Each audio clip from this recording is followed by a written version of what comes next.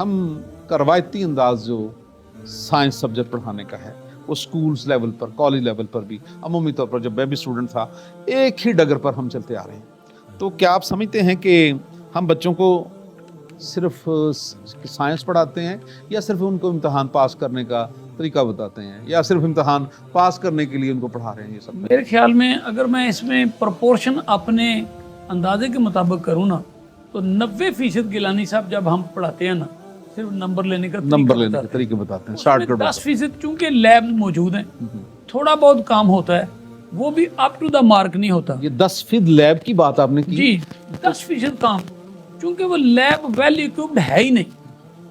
پرانے زمانے کی لیب ہیں، آج ان کو چاہیے کہ ماڈرن جو ہے نا وہ لیب.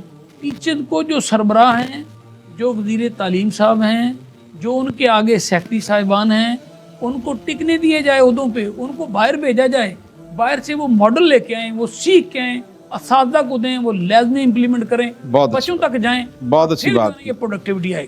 اچھا، ایک اور بات طالب علم کے حوالے سے میرے ذہن میں آ رہی تھی کہ اب آپ کیا سمجھتے ہیں، ماشاء اللہ آپ کلاسز میں یا بہت مختلف ادوار کے اسٹوڈنٹس جو ہے مطلب فرسٹ ایئر سے لے کے آپ دیکھتے ہیں تو ذہین طالب علم ہی صرف سائنس کی طرف آتا ہے؟ کیا اس کے لیے محنت کی ضرورت ہے یا کہ ذہین لوگ ہی اس طرف آئیں؟ رواج بنا دیا ہم نے، یہ بات رواج بنا دیا. بیالوجی بہت مشکل ہے، بیالوجی، کیمسٹری بہت مشکل ہے. جی جی جب اس کو آسان کر کے بتایا جائے نا جی تو وہ آسان ہو جاتی ہے. بچوں میں آج تک ہم نے یہ انکلکیٹ کیا ہی نہیں کہ یہ سائنس رٹا لگانے سے کہیں آسان ہے. ندیم صاحب مجھے ذاتی حیثیت میں سائنس کے سبجیکٹس کو پڑھنا، آرٹس کے سبجیکٹ سے پڑھنا آسان لگتا ہے، مشکل لگتا ہے.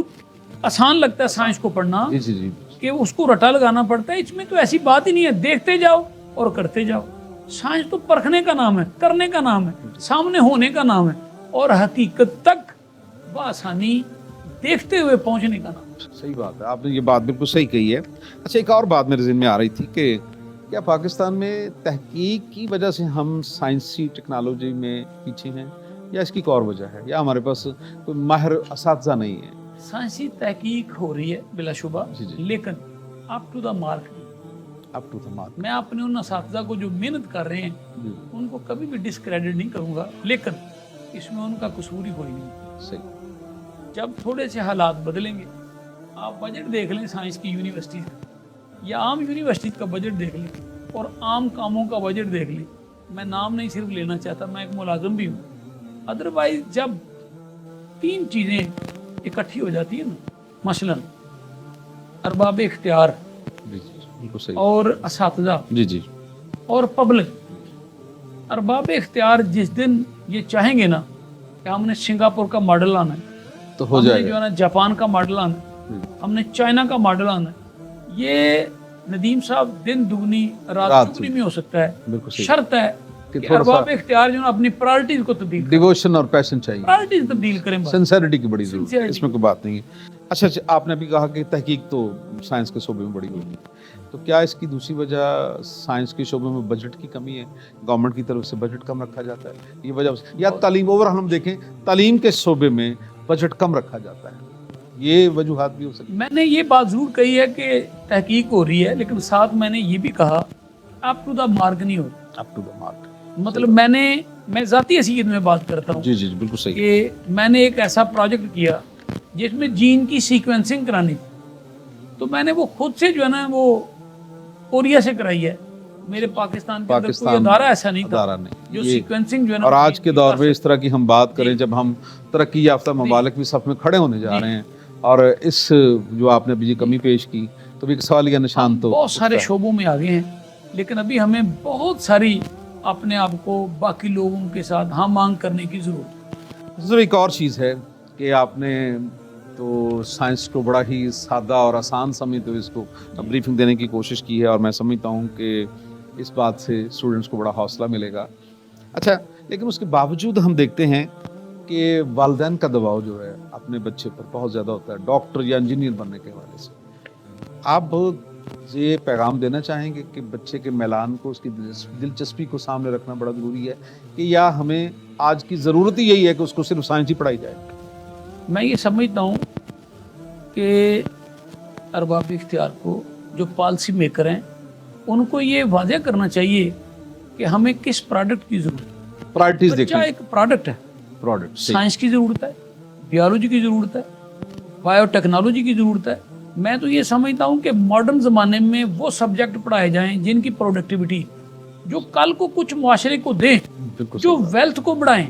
सिर्फ पढ़ के सीना हाँ, मईशत को आगे बेहतर- कर देना, मईशत को बेहतर मईशत कर- को बेहतर करें, सिर्फ पढ़ना फिर पढ़ाना, आगे फिर पढ़ा देना, ये कौन सा तरीका कार बिल्कुल है आपने- तालीम का? सही बात। उसमें प्रोडक्टिविटी आए, अच्छा, उसमें वेल्थ आए। पढ़ाने के अमल में सब्जेक्ट तो तकरीबन तमाम पाकिस्तान का सिलेबस जो है करिकुलम वो एक ही तरह का है, लेकिन इलाकाई तौर पर हम देखते हैं कि गांव के लोग जो हैं, या यूँ कह लें कि आप कह सकते हैं कि भाई पसमानदा हलकों में साइंस का जो निज़ाम है, क्या वो शहरी निज़ाम तालीम के मुसावी है?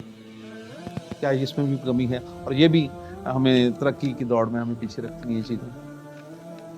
जो बच्चा गांव से आ रहा होता है ना, उसके अंदर तालीम हासिल करने की जो ख्वाहिश होती है ना, हम भी वहीं से आए, वो बहुत ही ज़्यादा, उसको काफ़ी अरसा लग जाता है अपने आप को शहरी बच्चों के साथ इक्विप करने पे, उसको अपने आप को सिंक्रोनाइज करने में, बराबरी करने में।